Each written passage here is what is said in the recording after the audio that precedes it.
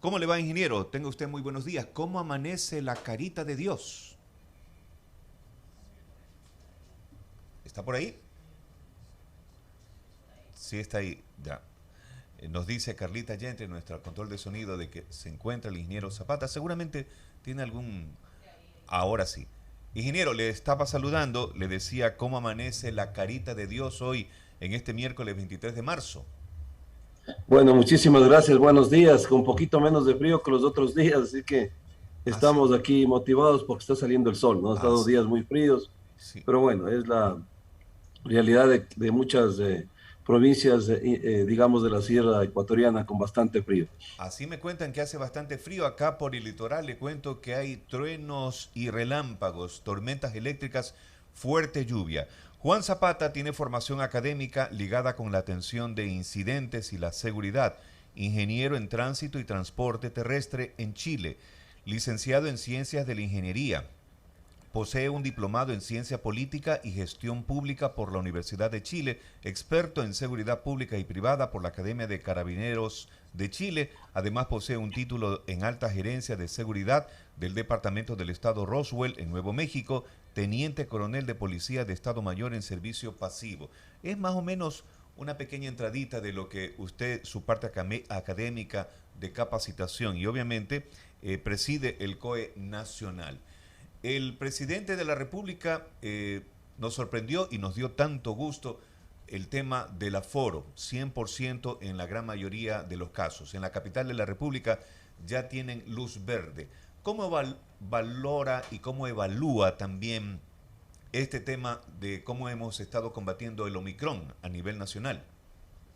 Bueno, mire, quizás la plenaria del COE Nacional el día jueves que tuvimos en Guayaquil, hicimos un análisis de una prueba de fuego que era para nosotros el feriado de carnaval, pues más de 2 millones de personas se movilizaron y tuvimos muchísimas visibilidades en varios sectores, especialmente en el eje costero. Sin embargo, aquí lo tenemos que decir absolutamente claro, gracias a un plan exitoso de vacunación, pero sobre todo acompañado de medidas integrales sanitarias técnicas adecuadas y tomadas en el momento oportuno, que el tiempo nos ha dado la razón. Ecuador hoy tiene los mejores indicadores sanitarios. Por lo tanto, si las cifras estaban dentro de lo que siempre en el COI, sobre todo guiado por el Ministerio de Salud, que es el ente rector de la salud del país, permitía solicitar al país que ya aperturemos todas las actividades, es decir, vayamos al 100% de aforo, solamente nos quedamos con medidas de bioseguridad, con los ingresos al país y con el carnet de vacunación, porque tenemos que seguir motivando la vacunación. No había razón para no hacerlo. Al contrario, siempre hemos dicho que mientras lo sanitario lo permita, el camino de la reactivación es el que tenemos que nosotros transitar y de manera agresiva. El esfuerzo valió la pena, como les dijimos, Claro. tuvimos un crecimiento exponencial entre la primera y segunda semana de enero, que era lógico porque teníamos la cosecha de todo lo que había ocurrido en diciembre, más el ingreso de Omicron. Afortunadamente, lo que se dijo en el COE Nacional se cumplió, esfuerzo de 2 semanas, se tomaron decisiones sumamente adecuadas y empezó esta curva con una tendencia a la baja sumamente marcada, hasta el punto que, mire, de 52.000 contagios que tuvimos la segunda semana, hoy estamos en 5.100, menos que lo que teníamos en diciembre, en noviembre inclusive, que estábamos yendo sumamente muy bien, digamos, porque así lo venía teniendo el país. Lastimosamente ingresa Omicron. Hoy estamos claros de decir que Ecuador ya tiene solamente Omicron, que el ingreso de las variantes, tanto Delta como Omicron, han sido inclusive referentes del manejo de pandemia. No hemos tenido ya las complicaciones que se preveía, por lo tanto el país tiene que seguir caminando y el 30 vamos a hacer la evaluación del porcentaje de positividad para ver si el país ya llegó al menor igual al 5% y poder ya decidir respecto a la mascarilla en espacios públicos abiertos. Veía hoy en las noticias de Diario El Comercio, en su página virtual, de que incluso en la capital de la República podría haber una multa, una sanción para aquellas personas que no utilicen la mascarilla en sus vehículos y en sectores públicos. Mire, $106. mire, nosotros ya tenemos que ir caminando hacia adelante. No entendemos nosotros la razón y recuerdo que hace muchos meses atrás, inclusive La señora ministra de Salud, en una conversación informal aquí con el alcalde de Quito, le decía, no tiene sentido el exigir la mascarilla dentro del vehículo. A lo mejor usted va solo, Claro. va con su cápsula cercana, familiar. No tiene sentido, sobre todo ahora que ya los indicadores son sumamente positivos. Y cuando exista ya el tema de quitar la obligatoriedad de la mascarilla en espacios públicos abiertos, los municipios tienen que acatar esa decisión, porque esa decisión viene del órgano rector de la salud, que es el MSP, y obviamente avalado y apoyado por el COE Nacional. Entonces, esperemos que esas situaciones se vayan cambiando. Creo que a la ciudadanía hay que darle la tranquilidad, pero también decirle que hay que ir trabajando con mesura. La pandemia continúa, el virus sigue con nosotros, por lo tanto hay que seguirnos cuidando. Y mire, nosotros hemos sido sumamente, digamos, sensatos en la toma de decisiones, porque hay muchos países que con 12 y 15 puntos menos de vacunación que Ecuador han tomado ya estas decisiones. Respetamos, obviamente, cada país es soberano en tomar sus decisiones. Sin embargo, nosotros hemos ido de manera segura, de manera técnica, de manera informada, tomando las decisiones con datos. Y cuando estemos listos, créame que cuando estemos listos para retirar la mascarilla en espacios abiertos, lo haremos. Ingeniero Juan Zapata, a veces de pronto no le molesta a usted cuando usted que preside el COE Nacional, hay algunas provincias, algunos cantones en particular, que desdicen que no acatan las regulaciones del COE Nacional, que es el ente rector en este caso del tema de emergencias, todo aquello. Se toman ciertas decisiones distintas a las que ustedes decretan, designan. Mire, con esta lucha hemos pasado todos estos meses, ¿no? Prácticamente los 2 años. Solamente hemos podido centralizar medidas cuando estamos en estados de excepción. En norma ordinaria hay competencias de los GATS y hay competencias de las instituciones nacionales que son el COE Nacional. Por eso mismo nosotros desesperadamente, desde hace mucho tiempo, hemos pedido que la ley de pandemia se dé. Lastimosamente la Asamblea se ha demorado mucho. No creo que, mire, si es que nosotros y esas palabras ojalá lleguen al cielo y Dios nos escuche, ¿no? No tengamos una nueva variante. Dios quiera, sí. Vayamos como estamos. En pocas semanas, en pocos días, a lo mejor declararemos que la pandemia ha sido controlada y que el Ecuador, obviamente, vamos a esa normalidad. Entonces ya quizás el que venga una ley en este momento hubiera sido mucho más útil que vengan en meses atrás y evitar lo que usted dice, ¿no? El tener que lidiar con 221 voluntades que lastimosamente casi nunca tuvimos el 100% del apoyo. Quizás en enero fue el momento donde más la AME y los 221 cantones se unieron a este esfuerzo, por eso nosotros agradecimos públicamente, pero mire, por ejemplo, ahora todos los indicadores están a la baja. Porcentaje de positividad del 63% al 9%. El tema de contagios de 52.000 a 5.100. Atenciones respiratorias de 60.000 a 1.200. La capacidad en cuanto a utilización de capacidad hospitalaria, tenemos indicadores que nunca hemos tenido en la pandemia. UCI está en el 29% y a la baja. Tenemos cuidados intermedios en el 9%, hospitalización en el 15%. Es decir, todos los indicadores dicen que Ecuador tiene que ya reactivarse. Y algunos municipios creo que todavía siguen manejando el tema de aforos. Ya el país tenemos los datos que nos dan ese sustento. Cuando tuvimos que pedirle a los ciudadanos medidas y decisiones, inclusive de cerrar el país, porque así lo teníamos que hacer para salvar vidas, exactamente pedíamos ese compromiso. Ahora tiene que ser igual. Los datos piden que el Ecuador se reactive y ya el esfuerzo valió la pena y lo agradecemos. Hoy el país tiene que caminar hacia esa reactivación económica que mueve muchísimas familias. Miren, en Carnaval se movieron 69 millones de dólares. Y no solamente del dueño del restaurante, del dueño del hotel, del dueño de la hostería, del dueño del taxi, sino también de esos emprendedores, de esos pequeños comerciantes que venden el coco en la playa, la que le hace las trencitas en la playa, la que vendía digamos, las cariocas en la calle. Es decir, se reactivaron miles de familias y de eso se trata ahora, que ya el país se camine y reactive. Entonces, ojalá ya todos los alcaldes vayan sumándose a esta decisión nacional, porque claro, aforos en restaurantes, en discotecas, en bares, son de competencia de los municipios, pero los aforos que son en conciertos, que requieren permiso de intendencia y en el fútbol, haremos respetar ya esta decisión del 100%. Ingeniero, no sé si le habrán preguntado a algún colega periodista lo que le voy a preguntar a continuación, pero me lo imagino. En este tiempo que usted lleva al frente como presidente del COE Nacional, hubo momentos sin duda alguna desesperantes. ¿Usted dormía? Durísimos, mi querido amigo, porque recuerda que yo estoy desde el minuto cero que se inició la pandemia. Creo que soy la única persona que se renovó en el COE Nacional, y agradezco la confianza del presidente, ¿no? Siempre decimos que la confianza de una persona se debe devolver con trabajo, con honestidad y con resultados. Muy difícil, porque usted sabe que el ECU, del cual soy yo director también, es la base de los COEs. Por lo tanto, desde aquí mediamos todo lo que ocurría a inicios al menos de pandemia, sin protocolos claros, sin información clara, no sabíamos exactamente qué iba a ocurrir, nos tocaba quedarnos en nuestras oficinas porque daba recelo de contagiar a la familia. Fue muy duro, ha sido muy duro, sin embargo, esa es la alegría y por eso me dio tanta emoción el día 17 de marzo, en que esa resolución que yo le presenté al presidente daba o dejaba sin efecto más de 200 resoluciones que nos tocó tomar con medidas restrictivas para poder salvar vidas, que era el objetivo central.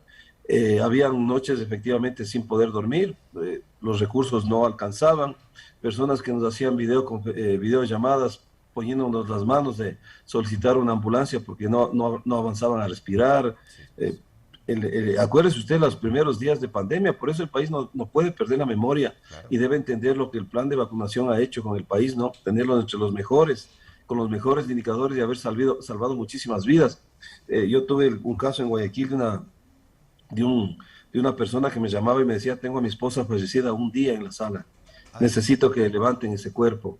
Y nosotros estábamos sumamente sobrecargados con la cantidad de personas que había que hacer levantamientos y sin la logística adecuada para poder tener ese equilibrio, porque todo el país estaba en pandemia. No es que usted podía movilizar recursos de otras ciudades para Guayaquil.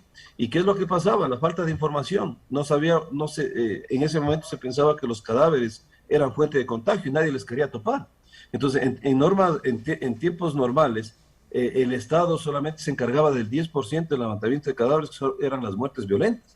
Entonces, venir este explosivo de esta manera, imagínense lo que nos tocó vivir, ¿no? Entonces, ha sido muy duro. Por eso que yo en tema de pandemia no tenía la palabra confianza y nos tocaba tomar decisiones que aunque el país muchas veces las criticó, ahora se dan cuenta que eran las más necesarias y vuelvo a insistir, el tiempo nos dio la razón y hoy podemos decir con muchísima tranquilidad y mucho orgullo, ya el país está listo para caminar en el tema económico y si es que nosotros en el monitoreo semanal que hacemos vemos alguna señal de que esta tendencia a la baja tenga otra línea de acción que esperemos no ocurra, tenga usted la seguridad que en ese momento actuaremos de manera inmediata. Pero hoy por hoy estamos con buenos indicadores, no debemos relajarnos de seguir cuidando las medidas de bioseguridad como la mascarilla y sobre todo en espacios cerrados, pero ya tenemos que el país reactivarle económicamente. ingeniero Juan Zapata, al inicio de esta entrevista yo leí un fragmento nada más de su capacitación académica, de su experiencia, pero con lo que nos cuenta, en algún momento usted se quebró. Esta sensibilidad de experimentar algo nuevo que no está en los libretos, no está en nada. De pronto lo cogió de nuevo. ¿Se quebró en algún momento usted? Mire, nosotros somos seres humanos, ¿no? Y como seres humanos, obviamente, tenemos muchos sentimientos y efectivamente a veces parecemos duros, pero en la realidad nos quebramos totalmente. Quizás, mire, dentro de lo que usted leyó, falta un poquito cuando yo fui secretario de Seguridad de Quito y nos tocó enfrentar todas las amenazas naturales y antrópicas posibles de la capital. Y uno cree que ahí lo conocí todo, porque usted sabe cómo Quito enfrentó el terremoto de Manabí, ¿no? En el apoyo que tuvimos, pero antes ya tuvimos el terremoto de Catequilla, que me tocó a mí enfrentar como secretario de Seguridad manejando las operaciones y el COE metropolitano. Tuvimos inundaciones, movimientos en masa, la actividad volcánica del Cotopaxi, que recuerde usted nos empezó a complicar, tuvimos movilidad humana con más de, recuerde usted el tema de los hermanos venezolanos aquí en el norte de la capital, que nos tocó con más de 8 horas de diálogos, sacarles sin un solo herido. Tuvimos remolino de vientos, torbellinos de vientos, perdón. Tuvimos vino el Papa, Fiesta de la Luz. Sí, tuvimos todos los eventos naturales y antrópicos y yo creí que ya lo conocí todo. Sin embargo, cuando vine acá, tuve dos temas muy fuertes, ¿no? El tema de octubre, con el cual prácticamente me inauguré en el ECU, y la pandemia. Entonces, nosotros siempre aprendemos. Esto ha sido, cuando pase, creo que hay que hacer un libro de lo de pandemia. Y lógico, como seres humanos nos quebramos, tenemos familia, nos da miedo también. Sin embargo, a mí me tocó recorrer todo el país en momentos muy difíciles, 7.300 kilómetros vía terrestre, porque no teníamos cómo más movilizarnos, dando la fuerza a nuestros equipos que estaban articulando emergencias, especialmente en las zonas conflictivas, como Guayaquil, como Babahoyo, como Manabí, y así todo el país, ¿no? Así que, eh, claro, gracias a su pregunta, porque muchas veces no necesariamente nos tocan el lado humano de los quienes ejercemos una función pública, pero somos tan normales como cualquier otra persona, ¿no? Y nos quebramos igual, porque esto ha sido muy duro para todos. Hemos perdido familiares, hemos perdido amigos, yo perdí compañeros de trabajo, muchas personas contagiadas. Vi lo que es el drama humano de una pandemia que Dios quiera nunca vuelva, que nunca tengamos que volver a vivir esos casos que vivimos en marzo del 2020. Y por eso yo valoro mucho lo que se ha hecho en estos últimos meses, ¿no? De esta vacunación y de ya poder tener hospitales oxigenados, porque recuerde usted cómo teníamos Oh, personas en claro. carpas, personas inclusive que fallecían en la calle. Fue muy duro. Eso nunca el país debe olvidarse y por eso debemos ser mejores seres humanos. Creo que la pandemia debe darnos lecciones de vida, ¿no? Sin duda, nos dejó cualquier cantidad de experiencia, de lecciones de vida y sobre todo también para esta vez sí nosotros, en este caso usted, dar capacitaciones, dar consejos, dar esos momentos que usted ha vivido y de alguna manera el ECU 911 se enriqueció a pesar de la dureza de esta situación. Por supuesto. Siempre, yo les decía ayer a mis funcionarios, porque ahora yo me gusta siempre recorrer el territorio, estuve en Loja y en Zamora, yo les decía, siempre que existen estas, digamos, emergencias, las instituciones se deben fortalecer. Y creo que el ECU en tiempos de emergencia ha demostrado al país que es una institución que está a la altura de las circunstancias. Somos referentes regionales. Dentro de ese currículum también tengo la responsabilidad enorme de ser el presidente del comité subsidiario de riesgos y emergencias de la OEA, ¿no? Por lo tanto, todas estas experiencias han sido de utilidad también en los protocolos hemisféricos que estamos tratando a nivel de la región. Así que ha sido experiencias muy importantes, no cantamos victoria todavía, falta un poquito por hacer, sin embargo creo que hemos dado pasos gigantes. Mire, la OEA nombró recién a nuestra ministra de Salud como Champion of the American, significa por el manejo integral de pandemia.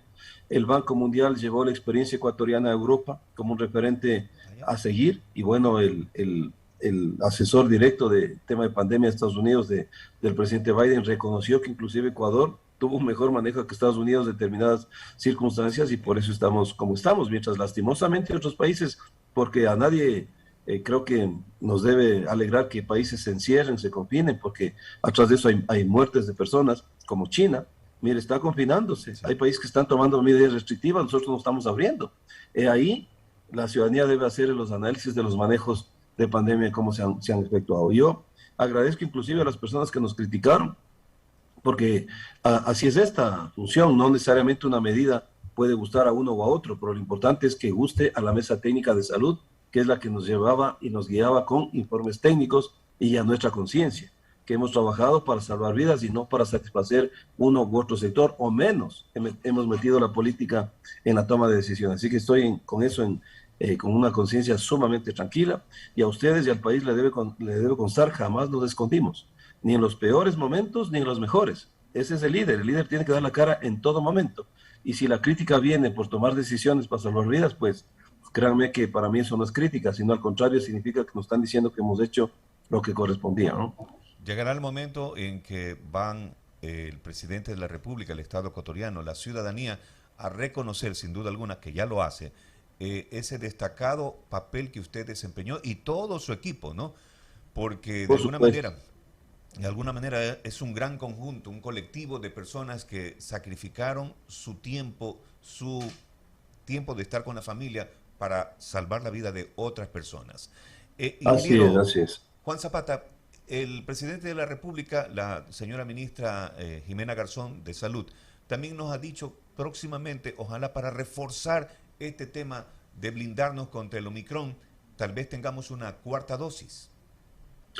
Bueno, hay que ir paso a paso, ¿no? Nosotros estamos con la tercera dosis, no se ha hablado de una cuarta en el COE nacional, por eso motivamos a la ciudadanía de que se siga vacunando, ha sido el escudo que nos ha permitido salvar vidas. Solamente para complementar la preguntita antes de su comentario, claro, el COE nacional somos más de 20 instituciones, en donde hay muchísima gente trabajando en mesas técnicas. A veces la gente no entendía cuál es la dinámica de un COE. El COE tiene mesas técnicas como la 2 de salud, que están todos los expertos médicos, que son los que toman las decisiones, analizan los datos, generan proyecciones y todo lo demás. Y lo que hace la plenaria es, sobre la base de esos informes, tomar la decisión. Entonces, atrás de esto hay miles de personas, ¿no? De todas las instituciones. Recordemos lo que los primeros meses de pandemia, el trabajo maravilloso de la Policía Nacional, de las Fuerzas Armadas, de los médicos, de los agentes de tránsito, de los agentes de control municipal, es decir, de los funcionarios del ECO mismo, que tuvimos tantas emergencias y muchas veces con el 30 o el 40% de personas contagiadas, con fallecidos en nuestros centros. Entonces, ha sido una logística enorme, un trabajo de miles de personas, así es que mi agradecimiento permanente. Y ustedes, los medios, que nunca pararon, ¿no? Los medios también, ustedes tienen cuántos colegas fallecidos, estuvieron siempre en los momentos y en los lugares que hay que estar exponiendo su vida. Así ha sido un trabajo. Después ya tendremos varios momentos para poder analizar toda esta pandemia. Yo creo que hay que construir inclusive un libro, porque definitivamente esto va a tener que enseñarse a las generaciones que vengan de lo que nos tocó vivir a nosotros, ¿no? Que esperemos que nuestros nietos o nuestros bisnietos, porque ya nuestros hijos han vivido esto, no lo vuelvan a vivir. Qué interesante es conocer parte de este hombre capacitado, el ingeniero Juan Zapata, también la parte técnica, ¿no? El ser humano, lo sensible que puede ser. Lo ha confesado, se ha quebrado también, obviamente, y con sus errores, sus defectos, pero ha salido adelante. Y como usted dice, usted se autocalifica como un líder, con esa riquísima experiencia durísima que le tocó vivir. Pero a usted también le gusta el fútbol, ¿verdad, ingeniero? Totalmente, yo jugué fútbol desde mi juventud y obviamente fui dirigente de fútbol profesional por 8 años, así es que para mí el fútbol es una pasión. Y mañana la tricolor que juega con Paraguay. Mañana yo creo que Ecuador ratifica su clasificación. Me alegró mucho también que los datos sanitarios permitan que Ecuador celebre esta clasificación con un estadio lleno frente a Argentina. Y mire, qué duro que era, siendo personas que nos gustaba el fútbol, tomar decisiones frente al fútbol, ¿no? Eso da la pauta de que siempre hay que poner la responsabilidad que está antes de cualquier tipo de emociones, y nosotros siempre lo hicimos. Nos tocó tomar decisiones duras con el fútbol, ¿no? Como suspender partidos, como suspender aforos. Sin embargo, vuelvo a insistir, creo que fueron decisiones que hoy se nos da la razón. Y qué bueno que ahora el fútbol, que es una alegría, que nos quite el estrés, que es Ecuador es futbolizado, pues le dé esas emociones que nos libere un poquito de tanto estrés que hemos vivido. Así que estoy seguro que el país va este jueves a tener una primera gran emoción, y el otro martes pues tendrá la ratificación de irnos a otro mundial. Acá en la ciudad de Guayaquil, así que estaremos pendientes. Ingeniero, ha sido para mí un gusto, un honor entrevistarlo, conocer un poco más de usted y sobre todo con esa labor permanente que realiza todo su equipo, el ECU 911. Muchas gracias, ingeniero Juan Zapata. Gracias a usted. Le mando un abrazo y un saludo cariñoso desde la capital. Un abrazo virtual también a la distancia. Muchas gracias. Buenos días. 7:56. Muchas gracias. Mire, el ingeniero Juan Zapata, ¿no? Presidente del COE Nacional, dándonos referencias, sus experiencias. Y qué rico, ¿no? Qué rico saber de que hay una persona que se desvela por los demás también, ¿no? Y él tomó en cuenta también a los periodistas, porque decía que igual cuando él iba a alguna situación, algún lugar, estaban ahí los reporteros, los medios de comunicación cubriendo este evento. Alguien tiene que hacerlo, y ahí está. Son personas que sin duda alguna se sacrificaron por otros. 7:57, nosotros nos despedimos invitándolos a ustedes que continúen con nosotros. Miguel Ángel Loor, presidente de la Liga Pro. Estaremos en un enlace de la Asociación Ecuatoriana de Radiodifusión con los entendidos en la materia. Esta vez serán periodistas deportivos que entrevisten al ingeniero Miguel Ángel Loor. Así que lo dejamos con él. Ustedes continúen con nosotros con el estilo de Huancavilca. Muy buenos días.